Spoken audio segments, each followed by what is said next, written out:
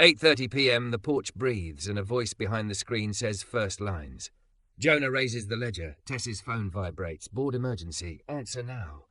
A woman steps from the dark, pen poised. Sign in ink, or the door stays shut. Before we dive in, make sure to hit subscribe, tap like, and share this video. The more voices we reach, the louder these stories become. And drop your city in the comments. Let's see where love finds us. Rain stitched the town into grey cloth the afternoon she walked in like a headline that refused to fold. The brass door groaned, and every patron at Carter Street Library turned, as if the weather itself had decided to read. She shook rain from a graphite wool coat, unfurling a presence that was impossible to shelve, thick, curvy, the kind of beauty that knew it, not apologizing for an inch. Her lipstick was the precise red of a stop sign. Her gaze said, "Move." Jonah Adeoye watched from the reference desk, his palms ink-smudged from catalogue cards he refused to let the database bury. He'd grown up in stacks, his mother a schoolteacher who measured summers in overdue fees and stories, and he had learned that when people came in with thunder at their back, what they wanted was rarely what they asked for. "Can I help you?" he said. She reached the desk and removed her gloves like peeling bandages. Up close, her confidence looked constructed, a fortress with new mortar. "I'm looking for something that doesn't exist," she said, voice smooth as the matte cover of a bestseller. "We specialize in those," Jonah said. "They're called beginnings." A corner of her mouth almost smiled. "Almost. You're clever. That's cute." He didn't flinch. "What are you looking for?" She leaned in, and he smelled expensive rain, violet and paper. "My name is Tess Marlowe." The whisper surged through the room. 3 book club ladies gasped in unison. A teenager dropped a manga with a slap. Tess Marlowe, the publisher who had turned 3 small presses into an empire of fierce, glittering voices. The woman who'd given the market back its teeth. Jonah slid the sign-in log toward her. "Welcome." She didn't sign. "I'm here because a donor left you a box last week. Letters, drafts, an unpublished manuscript attributed to H. Everley. Do you still have it?" The box was in the back, next to the space heater that clicked like it had opinions. He had already read 10 pages of the manuscript, just enough to fall through. "We do," he said carefully. "Acquisitions hasn't processed it yet." Tess tapped a manicured nail against the desk, rhythm of impatience. "Then we can skip the ceremony. Fetch it." He met her eyes. He'd been in this position before. People who made the world had a way of wanting it delivered. And yet, something in the way she held her breath, tight, expectant, felt less like entitlement and more like panic wearing stilettos. "We can look at it together," he said, "in the quiet room." "I don't do together," she said, but she followed him anyway. They walked the aisle where biographies exhaled stale fame and the ceiling fan turned with cathedral slowness. Jonah unlocked the glass door of the quiet room. It was all soft lamps and the hush that believes in second chances. He brought out the banker's box, set it between them on the oak table, and lifted the lid. Inside, the past had bled onto stationery, blue onion skin with typewritten paragraphs, a narrow notebook with a sun-wrinkled rubber band, envelopes sealed and then slit with care. On top sat a manuscript, carbon copy thin, its title page water-warped, The Unhiding. Author H. Everley. Tess didn't reach for it. She held herself like a verdict. Where did this come from? "Anonymous deposit after hours," Jonah said. "No return address. Our cameras are as old as our chairs." "That's not an answer," she said, but softer now. "He risked something. Why does it matter to you?" Her laugh was quick, then gone. "H. Everley is a ghost story I didn't write down.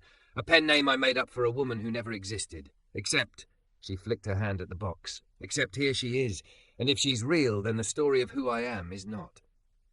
The rain pressed its face against the windows, listening. "When I started," she said, eyes on a middle distance that seemed to bruise her, "I needed an oracle, someone to blame when I trusted my instinct over the market. So I wrote a fake endorsement letter for our first hard book under the name H. Everley. It was a joke, a dare, a shield. The letter got leaked. Then came rumours. People sent manuscripts addressed to her. I never corrected them. It kept me safe. If this box proves me a liar, I lose the mythology that built my house." Jonah had heard 1,000 confessions shaped like reference questions. They all said the same thing in different alphabets. "Help me be truer than my fear." "Maybe you gain something else," he said. Tess's mouth went flat. "Don't sermonise, Mr. Adeoye." He pulled the manuscript toward him, felt its fragile weight. On page 1, the first sentence coated his throat. "I did not know how to return to myself until I named what I had been called." He swallowed. Tess watched him read, hunger stitched into her posture. "Well, it's alive," he said. She flinched like the word had teeth. "It can't be." "It can," he said. "And it is." Her cheeks coloured, the red not just on her lips anymore. "Fine, here's the deal." She leaned in. The lamp caught the curve of her, unapologetic, the power of a woman who did not ask to be small. "Find me the story. Prove who H. Everly actually is, or that she's a composite, or a prank, or a miracle. Find the trail, if you do." She glanced at the flyers tacked on the corkboard behind him. Community writing night. Storytime resists. "I'll fund whatever program you dream in this place, and I'll sign yours." Her eyes dragged over him, curious, testing. "You write, don't you?" He looked at his hands, ink under the nails. The poem in his back pocket he'd folded and refolded until it remembered the shape of fear. He thought of the boys who sat at the far table each Thursday, pretending not to listen when he said D. "You were written to outlive this." "I do," he said. "Good," she said. "Find my story, I'll sign yours." "You trust me with that?" he asked. "I don't trust anyone," she said. "But I trust the library, which is to say, I trust evidence."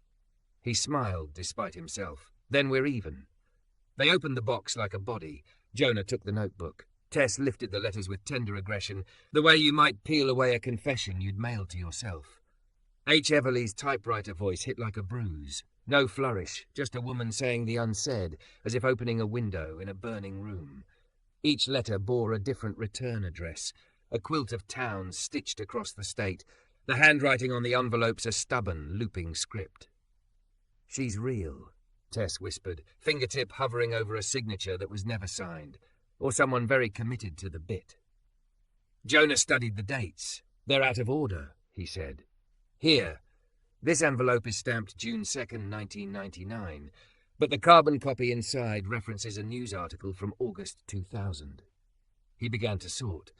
Letters by postmark, drafts by watermark, the notebook by the way the ink had faded on the left margin more than the right, which told him the writer was right-handed and pressed hard. He felt the shape of a life emerging the way a rubbing brings a hidden inscription to light. Tess watched like someone learning their own face. "How do you do that?" "I listen," he said. "Paper talks." He found a library slip tucked between pages 13 and 14 of the manuscript, a pale blue rectangle from a branch 2 towns over. On the back, a note in the same stubborn script. "Ask Ruth about the Summer of the Sirens." "Ruth," he said aloud. Tess leaned closer, perfume turning the air intimate. "Who's Ruth?" "Maybe the librarian who checked this out," he said. "Maybe a neighbour. Maybe our ghost." He typed the branch name into the terminal. The system wheezed. The librarian of record in 2001, Ruth Denby, retired, age listed as unknown, because the field had been left blank with a note. "See card catalogue." He laughed under his breath. "What?" Tess asked. "Old systems require old rituals." He headed for the back, to the ugly metal drawers filled with the town's remembered breath. He pulled the Denby drawer. There she was, a card stiff with time, and beneath it, an address. Beside it, in pencil, "If emergency, call Millie." No last name. Tess appeared at his shoulder, heat and weather and worry. "This is ridiculous," she said, but her voice had changed. It had softened around the edges like paper left in a sunlit window. "I have a meeting at 4, a board dinner at 7. I can't become a scavenger because some dead typist baited me." "Then don't," Jonah said. "Walk away." She didn't. Her eyes met his and he saw it, the fracture where the light wanted in. "My mother used to tell me," he said quietly, "that the story that scares you is the only one that can carry your actual weight." "You're lecturing again," she murmured. "You came to a library," he said. "Lectures are fluorescent here." Tess exhaled. "Fine. What happens next?" "We visit Ruth," he said. "Now?" She checked her phone, shook her head, then surprised herself by slipping it into her coat pocket. "Now." He packed the letters back into the box, cradled the manuscript like it was breathing, and switched the quiet room light off. The rain had softened to a steady metronome. As they passed the front desk, Mrs. Bell from Book Club raised a brow at Tess's coat and Jonah's face and made a note to tell the others that something delicious and impossible was afoot. At the door, Tess paused. If we find her H. Everly, if she's a woman I invented who somehow invented herself, what does that make me? Jonah's hand rested on the handle. He looked at her. The storm, the armour, the curve, and the courage it took to wear both. Maybe, he said, it makes you someone worth believing. Her laugh this time was unguarded. We'll see. They stepped into the wet, the street shimmering like fresh ink. Behind them, in the quiet room they'd left, a single sheet slid from the manuscript to the floor as if it had been waiting for privacy. A sentence stared up from the oak. He will know me by the way I correct his punctuation. Jonah didn't see it. Not yet. He only felt the odd thrill of a chase that wasn't a chase at all, but a return. And beside him, Tess Marlowe, who didn't do together, matched his stride as if she'd been doing it all her life. The town had changed its sound by the time they reached Ruth Denby's address.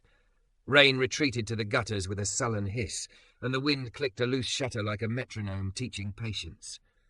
The house itself was a brick square with a narrow porch and a wind chime made of flat keys and bent spoons.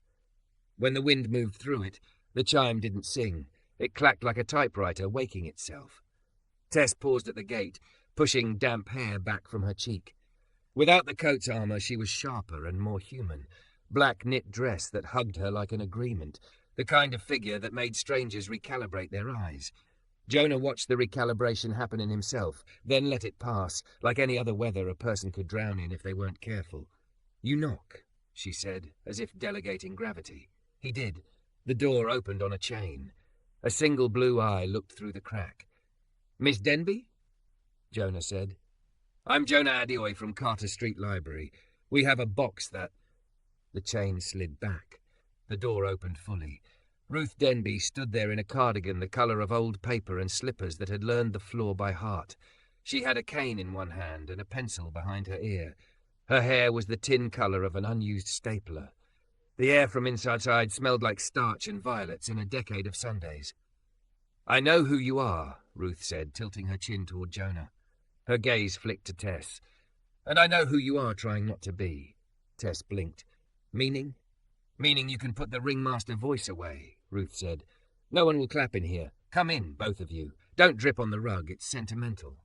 They obeyed. The living room was small, immaculate, and loud with silence.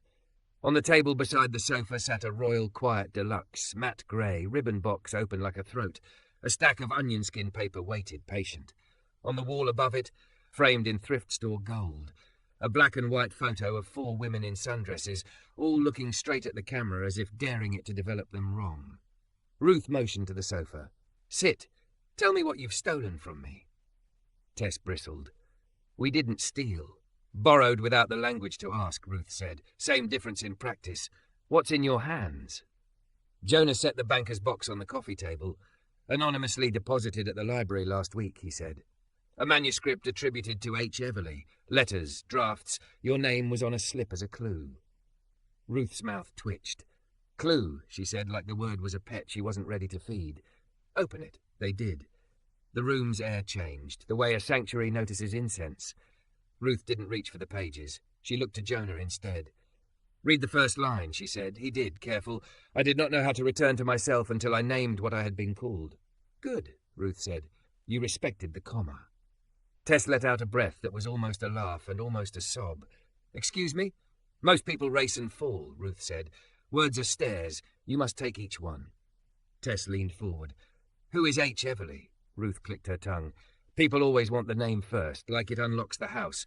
Names are doorbells. They announce, they don't explain." "Miss Denby," Jonah said gently, "we found a note. Ask Ruth about the Summer of the Sirens." The pencil behind Ruth's ear found a hand. She tapped it against the cane. 2001, she said. The heat that year clung like a bad rumour. The mill closed. The nurses picketed. The trains stalled at crossings like stubborn cattle, and the hospital sirens learned our streets by rote. Women came to the library because the air was free and the water was cold. They came with stories like bruises under sleeves. Her gaze found the photograph of the sundress women. They wanted to speak without being permanently seen. That is a complicated ache, so we made a room for it. She pointed the pencil toward the Royal. I opened the typing room at night. We left the lights half on. No names, no confessions to a priest who might testify later. Just a letterhead. H. Everly. Tess swallowed. You invented her? We midwifed her, Ruth said, not unkindly. H was for her. Everly was aspirational. Ever, always, because silence had a way of pretending to be forever. Women came with their fragments. We typed them, edited the splinters without sanding off truth, and we mailed the pages to who they needed to reach. Pastors, bosses, husbands, ourselves. Tess rubbed her temple. I used the name to shield a book I believed in, a marketing ghost. Her voice thinned. And all along you had built a lantern. I stole its shape. You borrowed a shadow, Ruth said. Shadows can still cool the skin. Tess stared at her hands. For the first time since she had walked into the library, she looked like a person whose armour had learned its limit. Jonah wanted to touch her wrist, to anchor the tilt in her posture, but he did not move. He learned the room by listening instead. How did the unhiding happen? He asked. Ruth nodded toward the letters. A woman signed nothing but a solid initial. She came every Thursday with the soft-eyed quiet of someone who's been trained not to be witnessed. I called her Thursday for my own memory's sake. She would bring a draft. We would fix the spine. Not the facts, those were too true to touch, but the way breath moved through the sentence. Jonah's throat tightened. He will know me by the way I correct his punctuation, he said, half to himself. Ruth's eyes warmed. Ah, you saw her note. She angled her pencil at his page. Then you know me, too. Tess lifted the top letter. Thursday wrote the unhiding? She started it, Ruth said, but the room changed it. Another woman would leave a paragraph in the return slot. A third would underline verbs in red, like blood returning to numb fingers. The book was stitched in community and signed by a ghost so we could survive the living. Why now? Jonah asked. Why the box at the door last week? Ruth looked at the window. Outside, the wind pressed its forehead to the glass as if eavesdropping. Because I am old, she said simply. Because Thursday called once last winter from a number that rustled like leaves. Because the girls from those photographs now grandmother their own fierce and frightened. Because myths grow teeth if you don't let them eat, and I won't let our myth bite who we meant to protect. Tess shifted forward. A lock of her hair fell, softening her jaw. She didn't fix it. Where is Thursday? If I knew, Ruth said, you'd be drinking lemonade with her right now and not my bitter memories. She reached into the side drawer of the coffee table and withdrew a small tin of sewing needles. Inside, under the needles, lay a key on a red thread. But I can point your body to where your feet might find the next page. She put the key in Jonah's palm and closed his fingers with a firmness that surprised him. Old storm shelter behind Carter Street Library. There's a green door most people think is painted shut. It isn't. Inside, top shelf left. A shoebox with ticket stubs and a rotting elastic that refuses to admit it's done. Thursday left me that box to hold for the day the myth grew too pretty. Pretty is a way of blurring. Tess wet her lips. And what, Miss Denby, do you want for this? Ruth's pencil drew an invisible line in the air. For you to stop using a woman you invented as a curtain you stand behind. If you believe in hard books, put your own name on the belief. People can throw tomatoes at a name. They cannot throw them at fog. Tess flinched as if a slap had woken her. I don't do together, she said softly, repeating herself as if testing whether it was still true. Ruth ignored that. She turned to Jonah. You carry a poem in your pocket, she said. It wasn't a question. He nodded once. The knowledge of being seen was a small, clean pain. Good, Ruth said. People who carry their words close don't misplace other people's. The wind chime clacked. The room seemed to draw breath. Tess stood, gathering the letters as if trying not to crease them in a way that would wound. We'll go, she said. Thank you. Ruth's gaze slid to Tess's mouth. You've been painting your lips the same red since you were 21, she said. Because somebody once took you more seriously for it, and you mistook their attention for respect. Paint them whatever colour you wish. Just don't confuse effect with evidence. Tess went very still. Jonah worried the moment had cut too deep, but something in her posture shifted. Less armour, more spine. Understood, she whispered. She looked at Jonah then, eyes naked in a way the publisher never let anyone see. Let's find the box. Ruth touched the Royal's spacebar. The carriage returned with a bell no one had rung. One more note. There's a name in that box you'll think is the answer. It isn't. It's a hinge. Do not stop at hinges. Doors exist. They stepped back onto the porch. The wind lifted Tess's dress against her thighs. She caught it with a small laugh that startled itself out of her. On the walk to the car, she didn't look at him. Then she did. "Does this feel like theft to you?" she asked. "Me, wanting this truth for the sake of a brand I built out of fog." "It feels like custody," he said, "of something that won't live if it keeps being passed hand to hand without a name to rest in.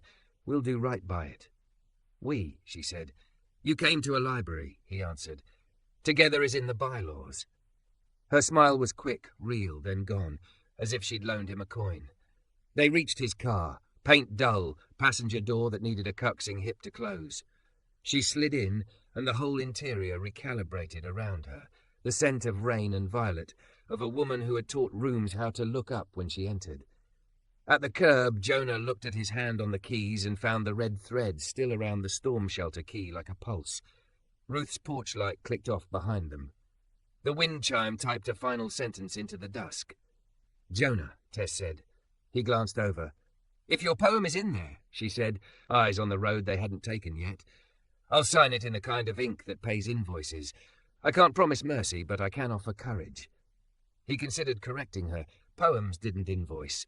Courage didn't cash. Instead, he nodded. He started the car. The town unspooled before them like a long page, margin wide enough to make a different choice. Back at the library, a green door waited behind a hedgerow. The groundskeeper forgot because it always pretended to be part of the wall. The paint was tired. The lock, when he fit Ruth's key to it, wasn't. The hinge sighed.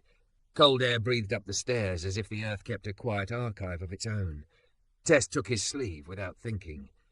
He felt the weight and the warmth of her hand, and just beneath it, something that made the dark less like a room and more like a throat clearing before the truth speaks. "Ready?" he asked. "No," she said. "Go." Don't forget to subscribe for more intense cinematic love stories. Your click helps us make the next chapter. The storm shelter breathed a smell like wet coins and history. Jonah counted the steps out loud. 1, 2, 3. Not because he needed them, but because Tess's grip had tightened on his sleeve at the third creak. At 6, the LED on his keychain rolled a cone of light across painted brick, shelves, and a fuse box the colour of old moss. At 8, the air cooled further, the way basements keep a season of their own. "I don't love tight spaces," she said. Flat as a fact, she refused to make smaller with a joke. "Name what you're feeling," Jonah said, voice casual. "Then we'll name the next thing." "Annoyed," she said, and choosing not to be deterred. "Good." He let her hand stay. "Top shelf, left." The green door swung back until it met its stopper with a soft, rubbery kiss. On the left, a metal shelving unit held paint cans labelled with a century of handwriting, a cracked fan, and, on the top shelf, a shoebox held shut by beige rubber bands that had passed into denial. The red thread around Ruth's key brushed Jonah's wrist as he reached. He lifted the box carefully, arms aware of how paper can carry more than weight. They set it on an inverted crate. Tess knelt beside him, dress hugging her like resolve. In the close light, her face softened. The publisher's fixed angles dissolved into a woman concentrating. She was not apologizing for any part of herself. He admired that without staring. "Moment of truth," she murmured. He snapped the brittle bands and eased the lid. The box exhaled dust and dryer sheet ghosts. Inside lay ticket stubs, the crosstown rail $1.25, a matchbook from the Northline diner with 2 matches left, a paper wristband from St. Agnes Hospital, name, time stamped 088001, a cassette tape in a cracked case, a receipt for Staples and onion skin from Marshall's office supply, a Polaroid of 4 women in sundresses, the same image that hung over Ruth's typewriter, only here the women were annotated in blue pen, Ruth, L, C with the red pen. Millie, don't use last name. The 4th figure was circled, no name, only Thurs. Tess's breath snagged on the last annotation. Thursday, she whispered, the quiet one. Jonah lifted a folded flyer. The paper had yellowed to tea. Fundraiser tonight. Everly House Women's Shelter. Keep our doors open. Raffle music desserts. Host Millie K. Beneath. A sketch of a front porch with a swing and 2 potted marigolds. In the corner, small type, the Everly Foundation presents... H. Everly, Tess said, almost laughing. House Everly. Not a person. A hinge, Jonah said, hearing Ruth in his own voice. Not the door. They sat back on their heels, letting the correction settle into their nerves. Tess reached for the cassette with the tentative intimacy of touching a relic. Its spine was labelled in that stubborn script Jonah was already learning to love. Unhiding Thurs v3, commas fixed. Of course, Tess said, a wet brightness in her eyes. She fixed the commas. Let's listen upstairs, Jonah said. His mouth had gone cotton dry. His hands itched with the urgency of knowing a voice. They carried the box with the reverence usually reserved for newborns and verdicts. Back in the library, he unlocked the activity closet. Past glue sticks and retired puppets sat a tape player, grey plastic rectangle that had survived 1,000 story times and 2 floods. Tess hovered as he clicked the tape in. Before he hit play, her phone lit on the table, 3 messages stacked. Bored, where are you? Dinner. Car is here at 6:40. A 4th message. Magazine request. H. Everly rumour? She turned the device face down as if the act itself were a privacy spell. If this ruins me, she said lightly, let it ruin me into the person I should have been. That sounds like a mission statement, Jonah said. It sounds like surrender with a backbone, she answered. Play it. He pressed the triangle. There was a wheeze like a closet clearing its throat, then the soft click of a built-in mic accepting its lot. A woman's voice filled the room, low, steady, the smallest tremor at the edges like a held note. Not Ruth, not the women from the Polaroid whose laughter he could imagine, someone both careful and unafraid. If you are listening, the voice said, you have honoured the rule, do not let pretty replace true. Tess gripped the chair back. The voice read, I did not know how to return to myself until I named what I had been called. She paused. Comma, not semicolon. Comma means you keep going. Jonah choked on a laugh that wasn't laughter. The reading went on. Each sentence carried a history more than a plot. A father's silence distilled into a hallway's shape. A siren that taught a girl to inventory exits. A job interview gone perfect until the eyes of the man across the desk counted her like inventory. Between paragraphs came edits spoken softly like prayer. Remove the adverb. Trust the noun. Breathe here. Then a line that moved through the speakers and into Jonah's ribs. If you are a woman reading this in a room where your name is a risk, know we have built a people around you with our pages. You do not owe us your story in public. You owe yourself a door. The tape clicked and whirred, the physical proof that words travel through mechanisms and still live. In the second half, the voice faltered and steadied.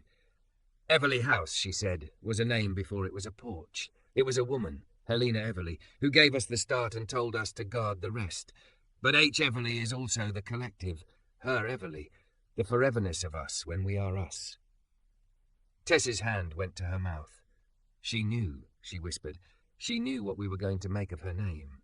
The last minute of the tape wasn't prose, it was logistics spoken like a poem. If I'm not there on Thursday, ask Millie for the ledger. She keeps the names we use and the names we refuse in 2 columns, like light and shadow. The hinge is the ledger. The door is what you do with it.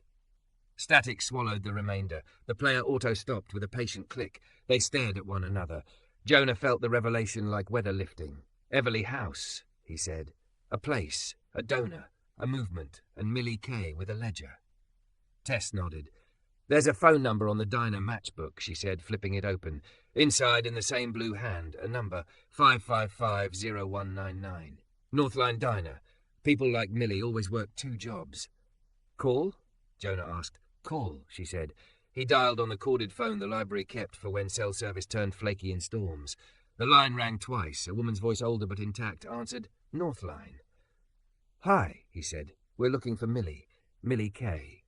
Silence thickened, clotted by the sound of plates in the background, an order called, 2 BLT, hold the L, and a sigh that was not impatient, but waited. Who's asking? The voice said. Friends of Ruth Denby, Jonah answered.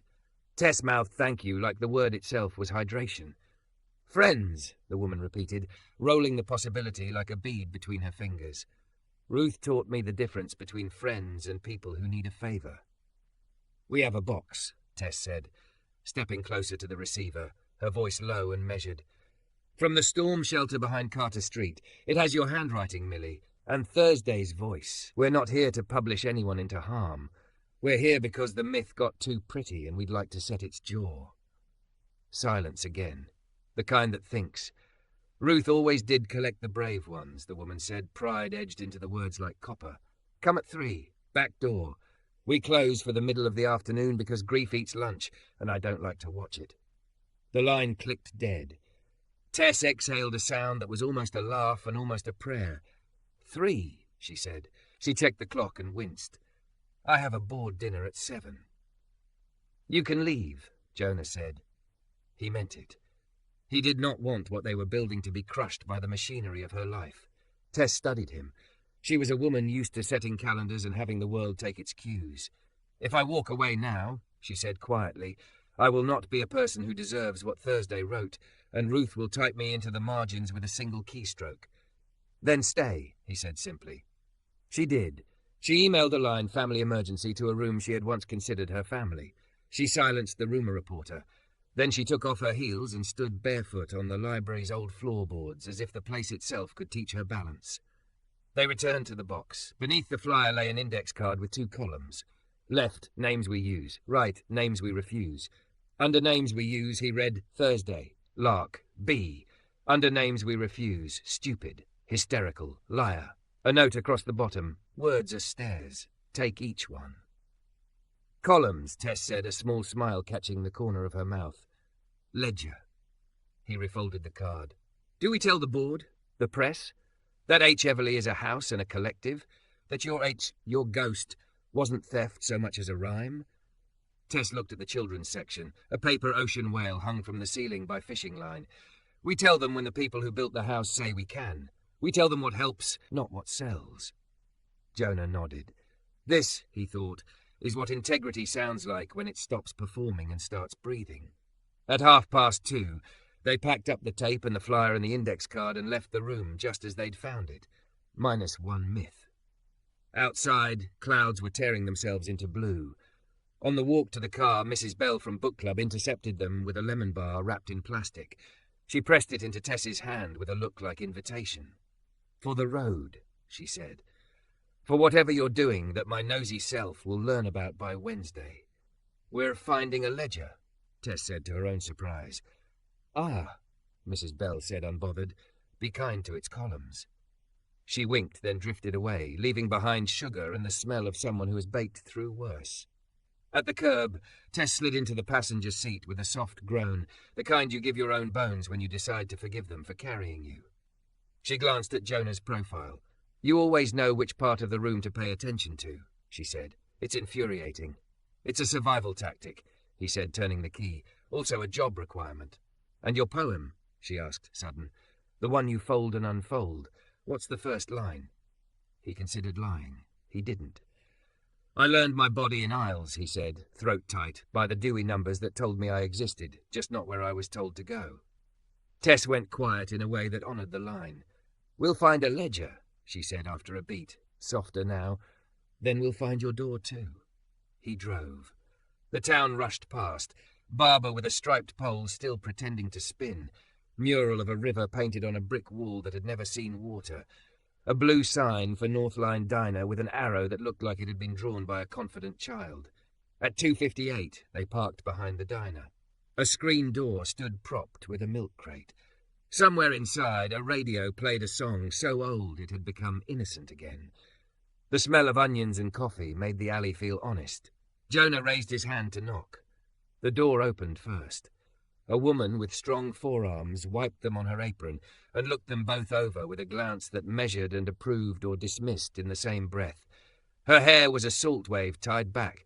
Her eyes held the precise suspicion of someone who has loved women that the world tried to erase.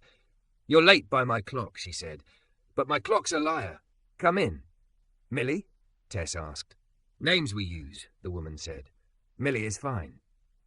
She stepped back and pointed to the swinging kitchen door. Ledger's not in here. It's where all true things hide. Follow. They did, at the pace a prayer learns when it realizes it has been answered with a door instead of an echo. Millie led them through the diner like a current knows a riverbed, past the pass window, a stack of pie plates cooling, the line cook who gave a nod without asking, and out a back hall that smelled like onions, coffee, and a stubborn kind of hope. At the end of the corridor, instead of turning into the walk-in, she pushed open a steel door that wore a dent like a dimple. Ledger's not where thieves would look, she said without turning. It's where cowards don't think they're allowed. They stepped into late light. The alley broke into a narrow gravel path that ran behind 3 lots and spilled them onto a side street that hadn't decided whether to be residential or retired. Millie crossed without checking, as if time owed her the right of way. Up ahead, a square white house lifted itself from a bed of marigolds. The porch swing held its breath. 2 terracotta pots flanked the steps like sentries. Jonah recognized the drawing from the fundraiser flyer. Seeing it reel tightened something behind his ribs. Everly House, Tess breathed. The way she said it made the place sound like both a destination and a confession. In the slanting light, she was impossible not to notice. Black dress skimming curves that did not apologize, rain-glossed hair tucked behind one ear, heels still in her hand from when she decided to stay. The wind traced her with a domestic kind of intimacy, like a room learning a person's shape. Millie unlocked the door with 3 clicks. "Shoes off," she said, voice not unkind. Not because the floors are precious, because ritual teaches the body what the mind forgets. They obeyed. The entry smelled like lemon oil and paper warmed by sun. To the right, a parlour with a parlour's softness, couch, lamp, a piano with a flat of sheet music that had yellowed into the colour of good tea. On the wall, a corkboard pincushioned with index cards. Names we use, Thursday, Lark, B, J. Names we refuse, hysterical, liar, overreacting, bossy. A hand-painted sign above it read, "Words are stairs." Millie didn't reach for the board. She walked straight to the piano, lifted the full board gently, and set her palm on the middle C as if greeting a friend. She pressed the key once. Its note was shy but honest. Then she slid the bench out. The cushion came with it, revealing a shallow cavity, and inside, a tin that had once held butter cookies and now promised something truer. Someone had written on the lid with a black marker, "Ledger, return after." Millie placed the tin on the piano top. She looked at Jonah first, then at Tess. "Ruth says you're careful with commas," she said to him. "Good. People who rush break bones and sentences. And you." Her eyes took Tess in, a quick inventory that didn't mistake attention for respect. "When you speak from your chest instead of your brand, the room stops pretending it doesn't hear you. Do that here." Tess swallowed. "Understood," she said. She sounded like a woman choosing to speak the language of her own mouth. Millie popped the tin. Inside lay a ledger bound in green cloth, worn at the corners, elastic band, tired but still trying.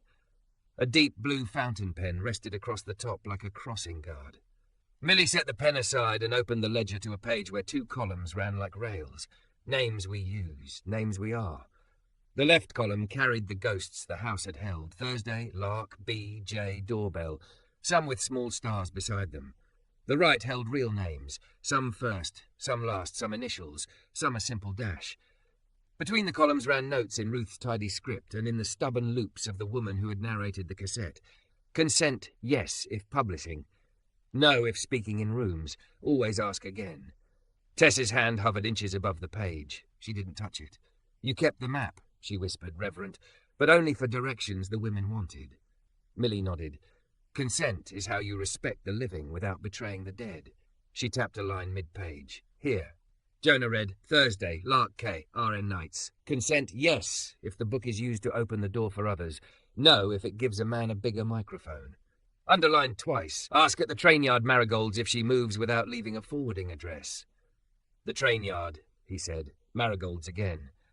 "We plant what can survive neglect," Millie said.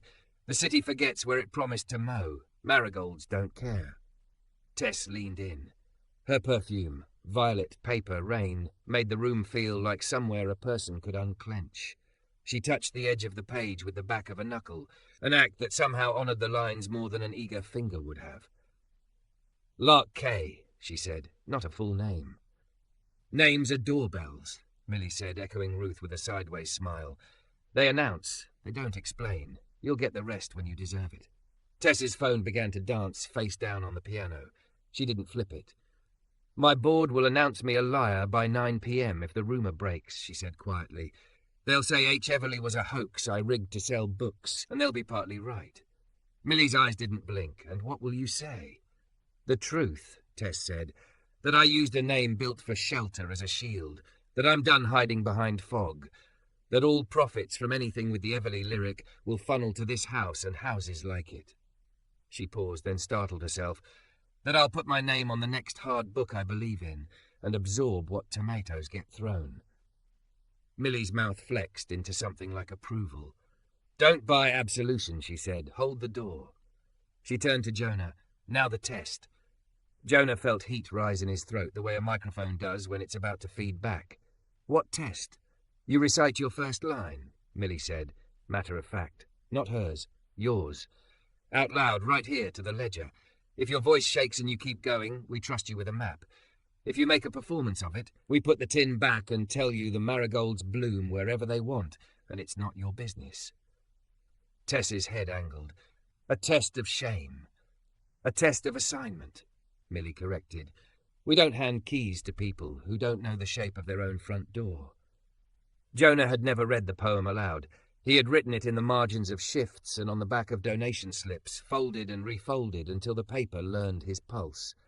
He thought of Ruth's pencil behind her ear, of Thursday's voice saying comma, not semicolon. He set his palm on the piano's cool lip and gave the words his mouth. I learned my body in aisles, he said, the sound catching at first, then finding its measure by the dewy numbers that told me I existed, just not where I was told to go. The room did a particular kind of quiet that isn't silence, it's respect. Tess's gaze didn't leave his face. Millie's chin dipped once. Good, Millie said. You take the stair with your foot and not your ego. She picked up the fountain pen. Sign the promise. What promise? Jonah asked. Millie turned the ledger to a blank leaf at the back. The page was headed, in Ruth's hand, those who carry. Beneath, a short pledge waited, plain and ruthless. I will not publish a living person into harm. I will not mistake pretty for true. I will return the ledger after.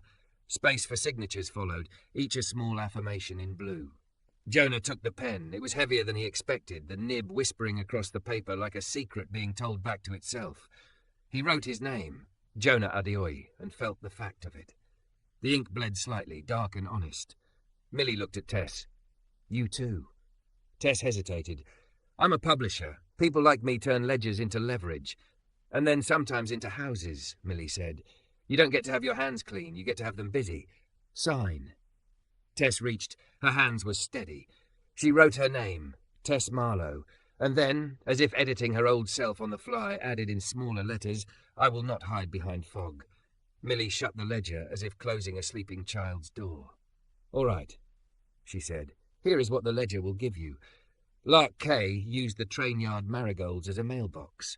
There's a blue coffee tin under the third planter, west side, marked with a nick only you would notice if you were looking for it. If she's in town, there'll be a note. If she's not, there'll be a direction. And if there's nothing? Jonah asked. Then you plant a new note and prove you mean it, Millie said, and you wait without turning the waiting into theatre. Tess nodded, jaw set. We go now, she said. Millie put a palm on the tin before they could move. 2 more things, she said. First, Ruth told me to tell you that the name you'll find on the way is not the answer. It is a hinge. Do not stop at hinges. We're learning, Jonah said. Second, Millie continued, eyes on Tess, when your board comes for you, and they will, don't throw this house in front of the bus. We won't be your defence. We'll be your proof only if you bleed for it in a way that looks like work and not PR. Tess's laugh was small and shocked, as if she'd just discovered a muscle she hadn't used in years. I don't do together, she said out of habit, and then she heard herself and shook her head. I keep saying that like it's gospel. It's just an old spell.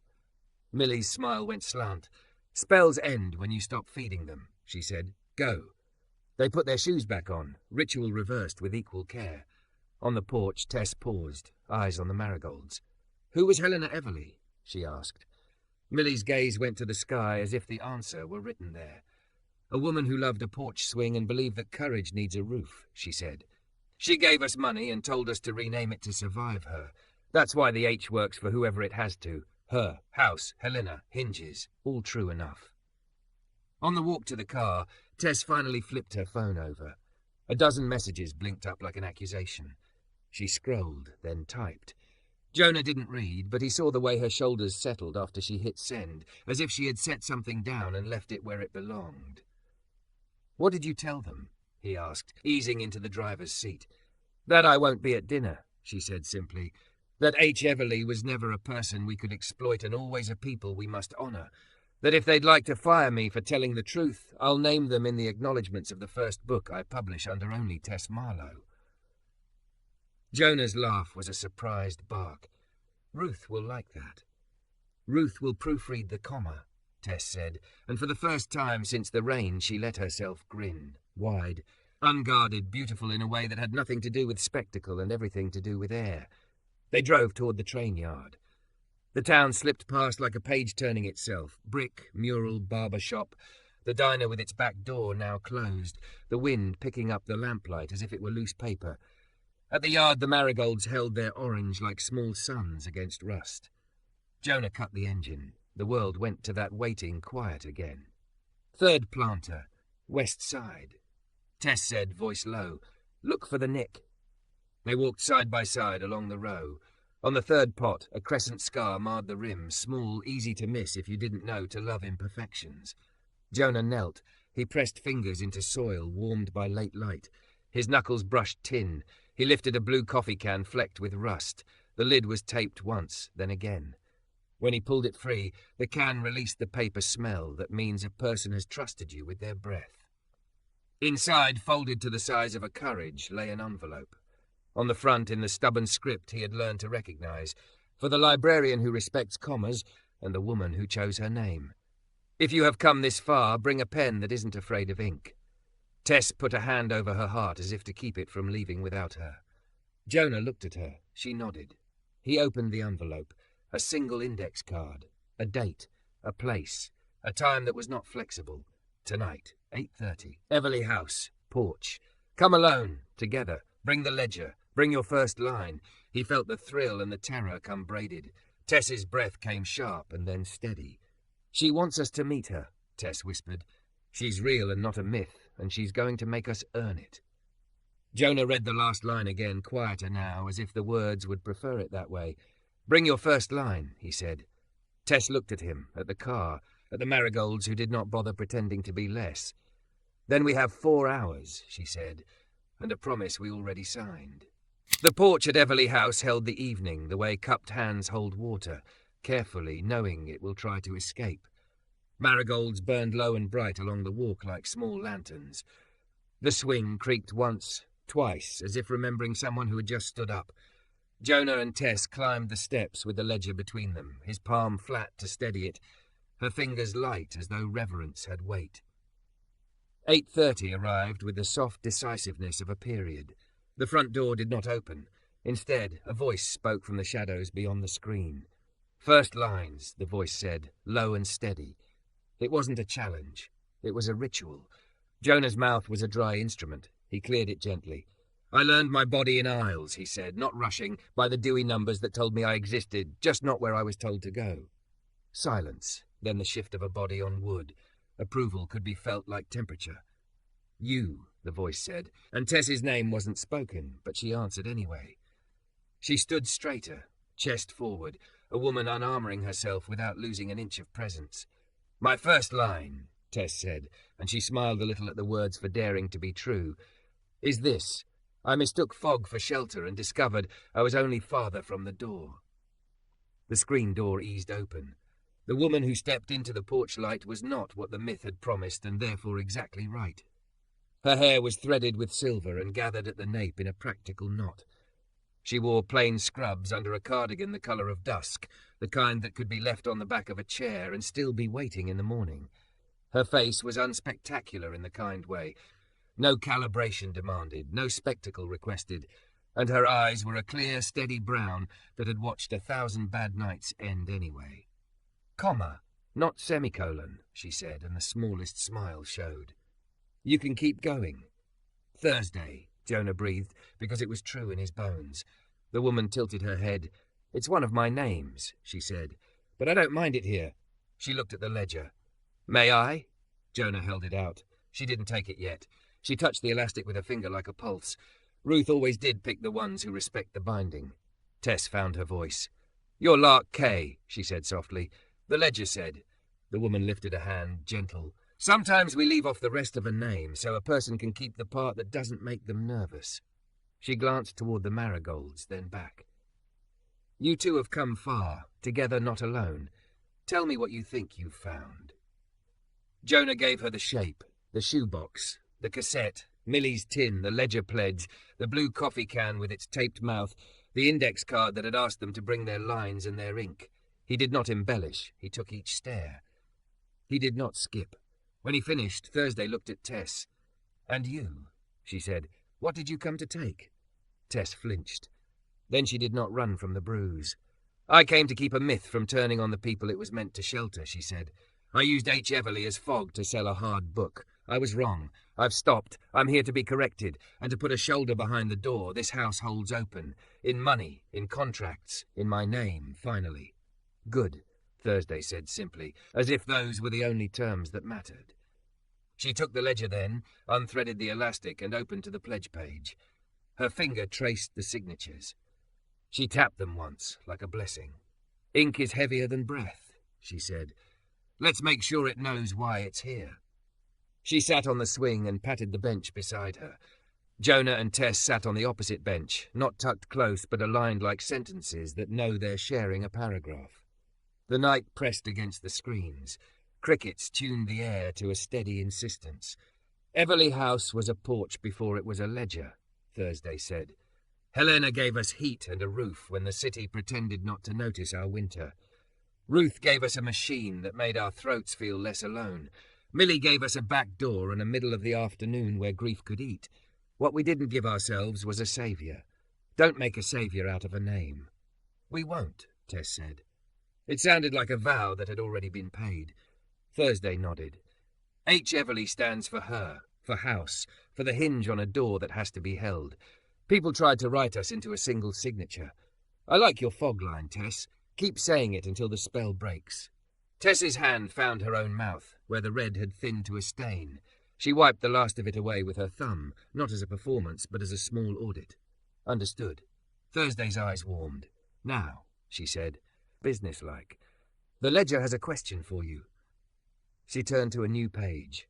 At the top, in Ruth's tidy hand, a simple sentence was written.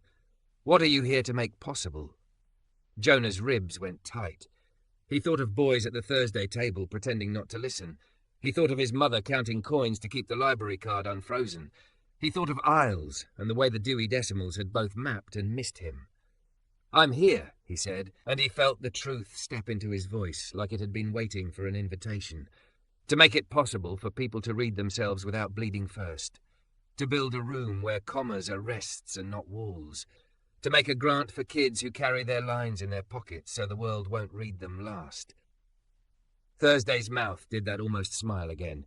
"You'll need money," she said, dry, kind, "and a board who doesn't eat fog." Tess straightened, and every curve of her felt not like spectacle, but like power set down where it belonged. "I'll fund the Thursday room," she said, naming it in a way that made the porch shift, as if a house can preen. "Every library in our footprint gets one. No branding, no plaques. Anonymous endowment, contracts in the house's name if they want, in mine if they don't. No pretty without true." "And your board?" Thursday asked. "If they fire me for it," Tess said, "I'll build anyway. I'm done negotiating with a table that only knows chairs for men." Thursday's gaze held her there.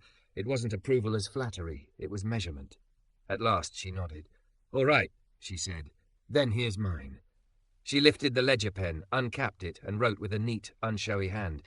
She did not write a full name. She wrote the name they'd earned, Lark K, and beneath it, consent yes for porch reading, no for papers.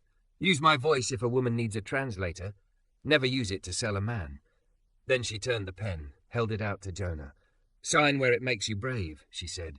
He put the nib to the page. The sentence was there, waiting. "What are you here to make possible?" He wrote under it, "Jonah Adeoye, Thursday room," and felt the ink choose him back.